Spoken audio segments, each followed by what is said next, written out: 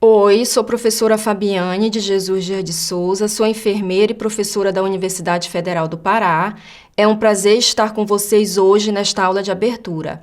Essa videoaula, ela se complementa com outros materiais que estão disponíveis na plataforma Moodle. O link vai estar disponível na descrição do vídeo.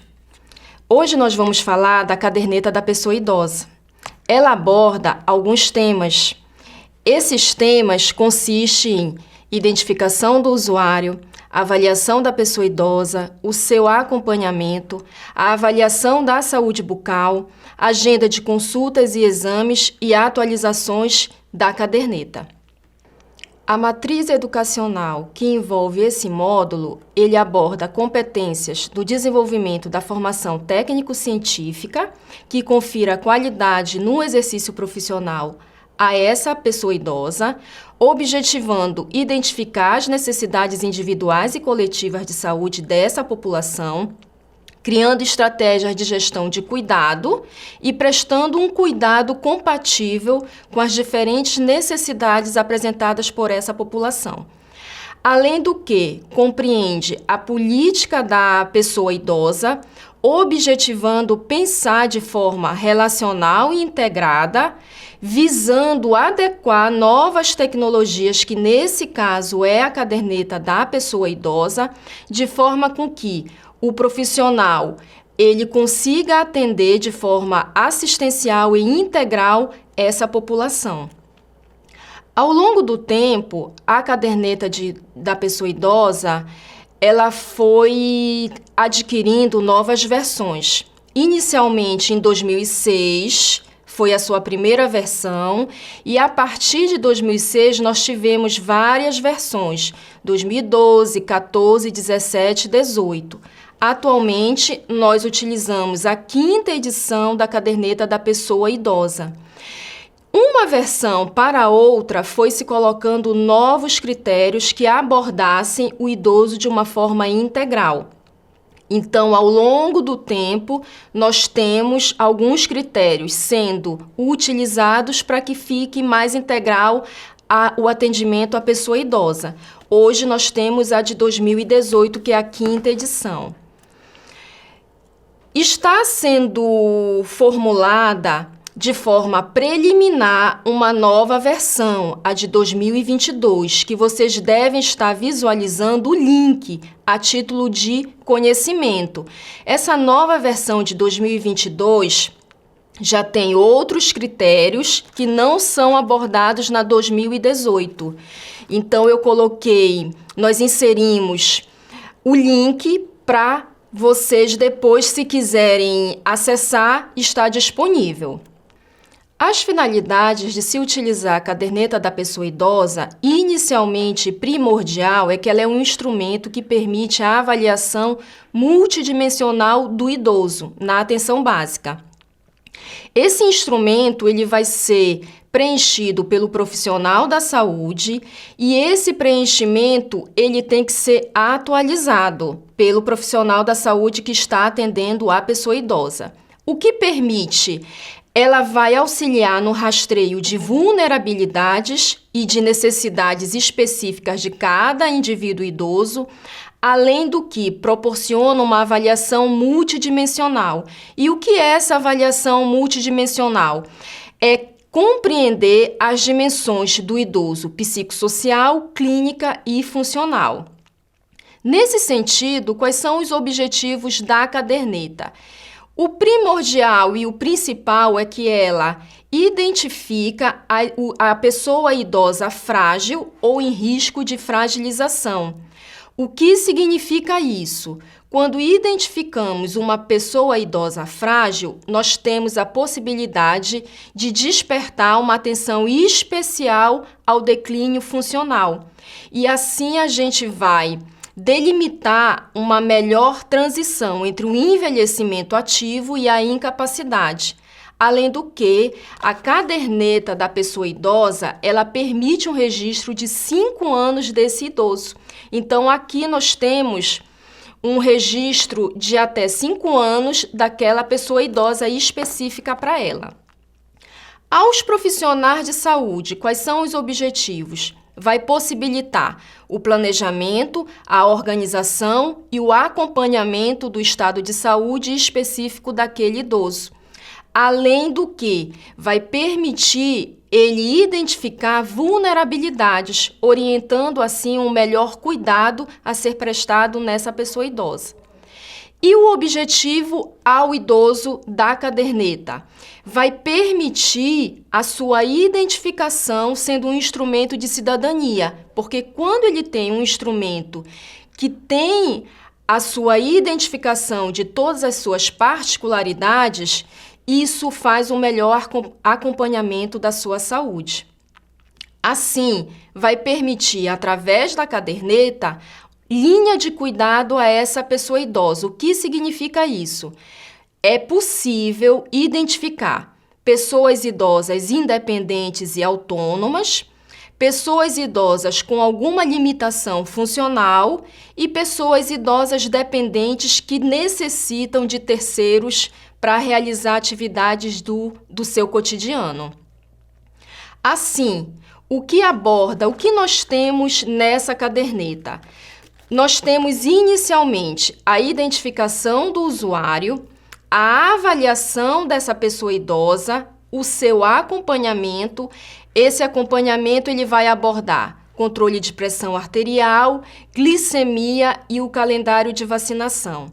Ele permite ainda a avaliação da saúde bucal do idoso, além do acompanhamento do agendamento de consultas e exames realizados por esse idoso e as atualizações da caderneta da pessoa idosa com informações que são pertinentes. Quando manuseamos a caderneta da pessoa idosa, inicialmente nos deparamos com a identificação do idoso. É importante lembrar que essa identificação e o preenchimento da caderneta da pessoa idosa, ela tem que ser feita a lápis, porque se houver alguma correção, fica fácil de nós corrigirmos. Então, a primeira etapa é a identificação. Essa identificação nós temos desde o nome completo, o apelido, cartão SUS, documento de identidade, data de nascimento, até a ocupação, qual é a unidade básica que ele é atendido, que ele frequenta, até o seu endereço residencial. Todas essas informações, elas precisam ser preenchidas na íntegra para que facilite a identificação dessa pessoa idosa. Além do que, na identificação, a caderneta da pessoa idosa, ela também consta de informações sociofamiliares. O que são essas informações sociofamiliares? Elas são um preenchimento anual e aborda o quê? São 12 perguntas que auxiliam na identificação de vulnerabilidade social, econômica ou familiar. Além do que, abordam questões sobre morar sozinho, sobre morar em uma ILPI. A ILPI, ela é um indicativo forte de vulnerabilidade social e familiar. Além do que, abordam informações que auxiliam na identificação de uma vida social ativa, saudável, como atividades recreativas, sejam elas físicas ou culturais. A partir dessa identificação inicial, a gente procede na avaliação multidimensional do idoso.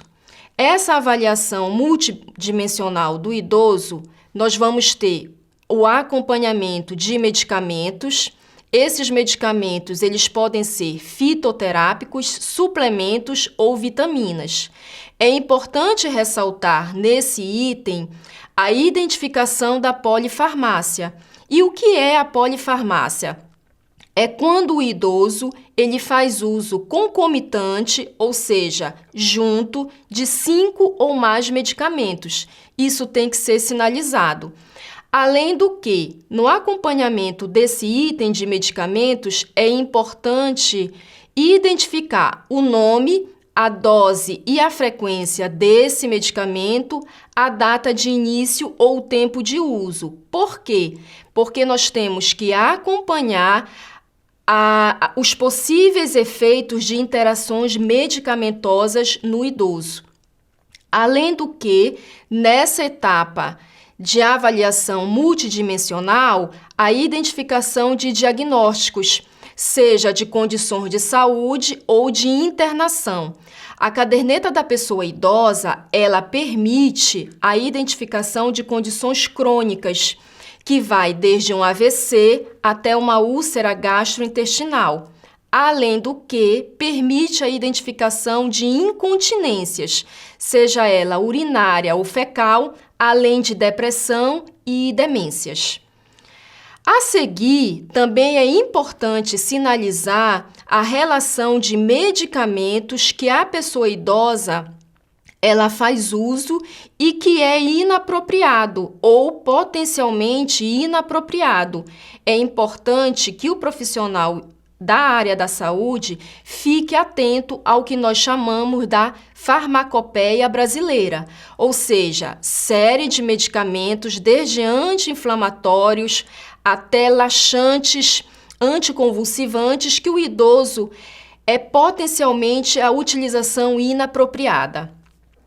É necessário realizar ainda o registro das reações adversas ou alergia a esses medicamentos que a pessoa idosa está fazendo uso. Além do que, a caderneta da pessoa idosa ela também permite o registro das cirurgias realizadas pelo idoso, o ano e, se ocorreu alguma intercorrência, fazer a sua observação.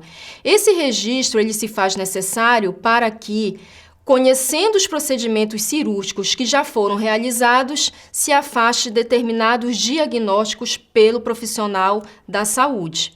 Além do que, a caderneta da pessoa idosa, ela permite o acompanhamento do índice de massa corporal desse idoso, fazendo com que nós consigamos acompanhar, através do índice, além o perímetro da panturrilha dessa pessoa idosa, onde vai nos dar um parâmetro de acompanhamento de rotina, de atenção e de ação.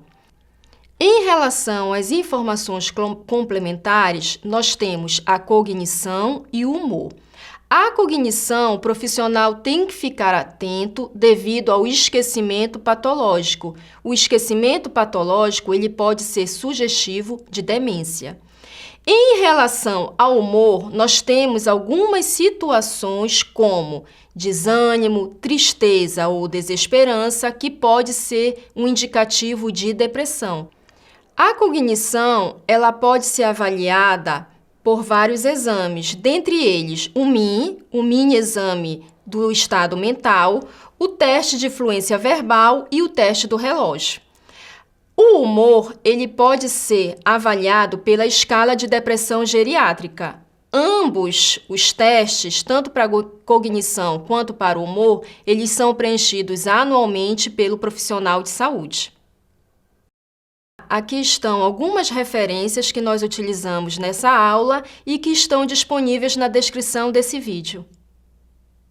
Obrigada por chegarem até aqui. Voltem sempre quando quiserem revisar. E não se esqueçam de estudar com o material de apoio. O link da caderneta e o PPT desta aula estão na descrição desse vídeo. Até breve!